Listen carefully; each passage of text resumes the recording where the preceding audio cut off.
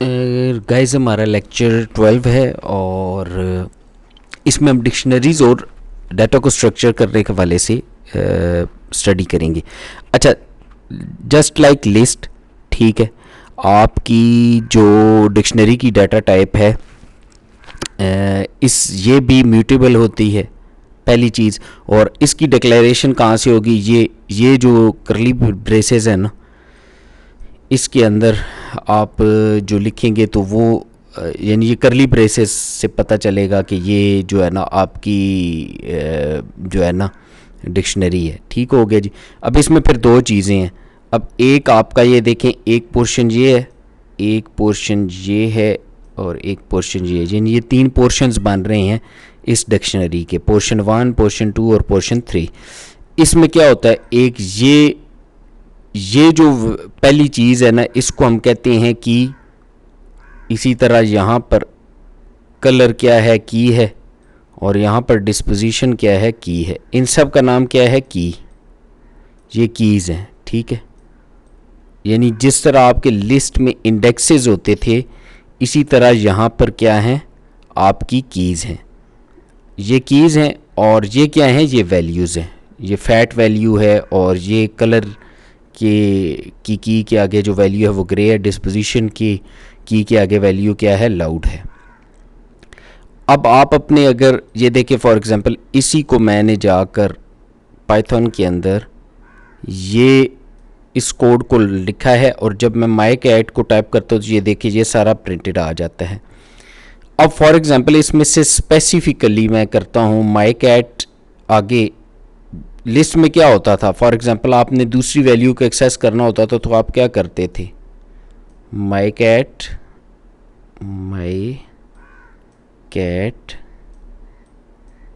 और 1, ठीक है। और फॉर एग्जांपल लिस्ट होती तो मेरा ये नहीं मैंने लिखा होता ना, ये फैट और ये ग्रे फॉर एग्जांपल ये लिखे होते और ये ना होते, ये साइज़ और कलर नहीं है, तो फिर मैं अपनी वैल्यू ये ग्रे को कैसे एक्सेस करता, माई कैट 1। इसमें क्या है, इसमें सिंपल है।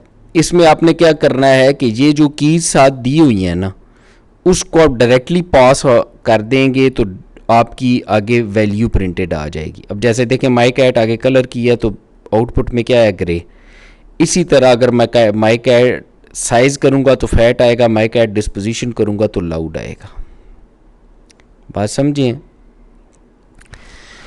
अच्छा, की आपकी ये जो की है ना, ये आपकी कोई भी इम्यूटेबल वैल्यू हो सकती है। इवन ये मैंने नोट में लिखा वो फ्लोटिंग पॉइंट वैल्यूज़ भी हो सकता है। अब फॉर एग्जांपल ये साइज़ की जगह पे आप यहाँ पे 1.3 लिखा होता ना, 1.3 लिखा होता तो भी ये आपकी की बन जानी थी। और अगर आपने फैट को एक्सेस करने के लिए यहाँ पे फिर माई कैट में 1.3 लिखते तो यहाँ पे प्रिंट में क्या आ जाना था, फैट आपका प्रिंटेड आ जाना था।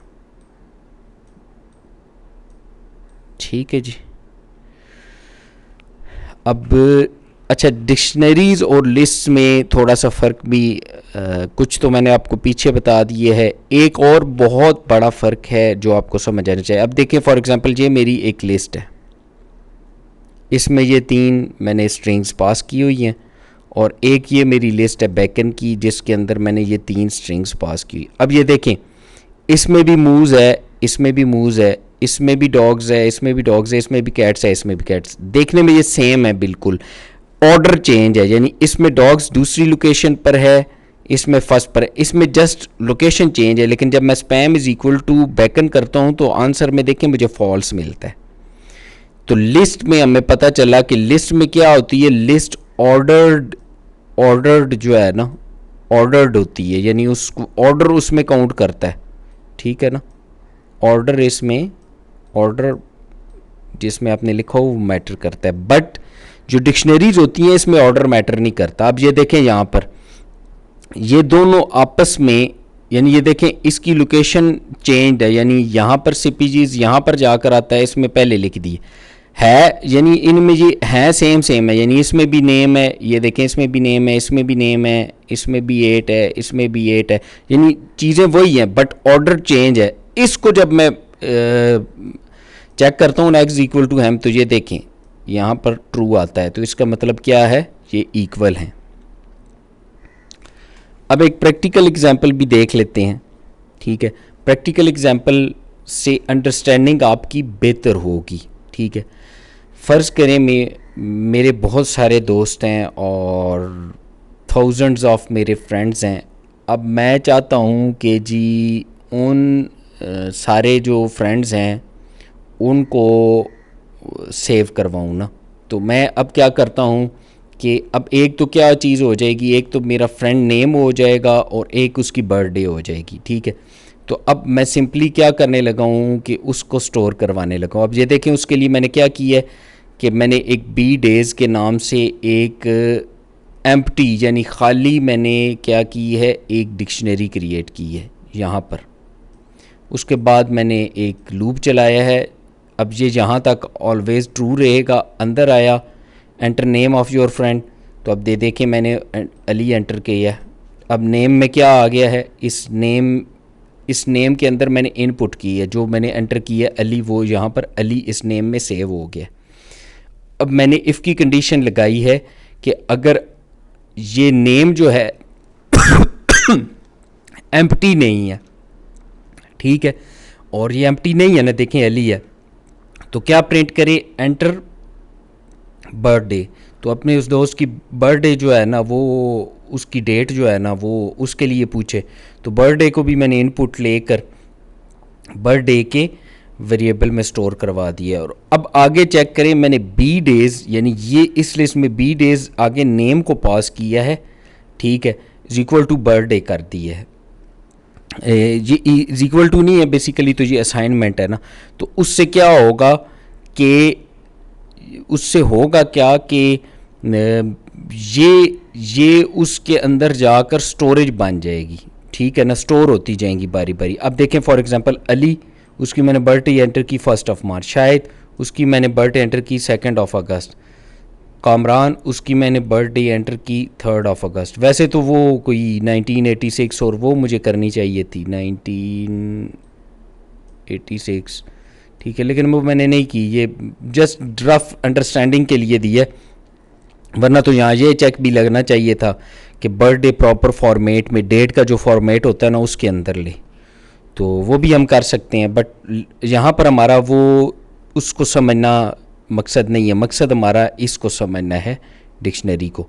अब देखें ये सारे मैंने एंटर किए और अब मैंने एक और, अब जब ये चलता जाएगा एंड पे यहाँ पर देखें मैंने ब्लैंक एंटर कर दी है। जब मैंने ब्लैंक एंटर किया तो ये कंडीशन क्या हो गई, ट्रू हो गई।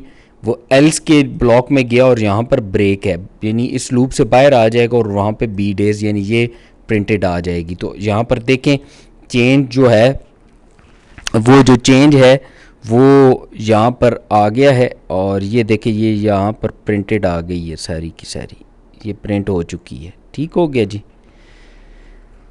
नेक्स्ट जी, कीज़ वैल्यूज़ आइटम के मेथड, ये बड़े इंपॉर्टेंट मेथड्स हैं। और अब देखें फॉर एग्जांपल ये मेरे पास स्पैम की, मेरे पास एक डिक्शनरी है, इसमें कलर रेड और एज 42 है। अब मैं स्पैम डॉट वैल्यूज़ करूँगा तो मैंने आपको पहले बताया है, अच्छा इसमें 3 चीज़ें हैं, 2 तो मैंने आपको बता दी। ये क्या है, ये की है, ये क्या होती है की, इसी तरह एज भी की है, ठीक है। और इसके आगे ये जो होती है ना, ये वैल्यूज़ होती हैं। अब ये रेड भी वैल्यू है, ये 42 भी वैल्यू है।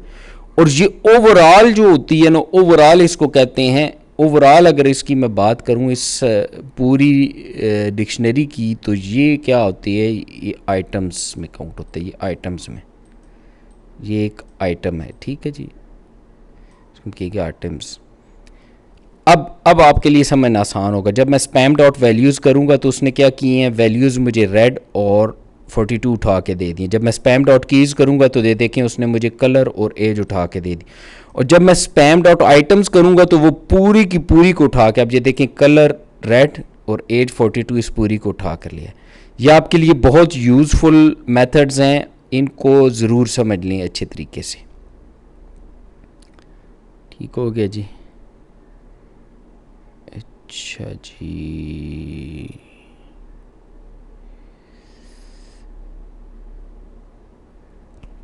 अच्छा यहाँ पर एक और चीज़ भी देखें। अब फॉर एग्ज़ाम्पल मेरे पास ये एक डिक्शनरी है नेम जोफ़ी 87। अब मैं कहता हूँ name in spam dot keys.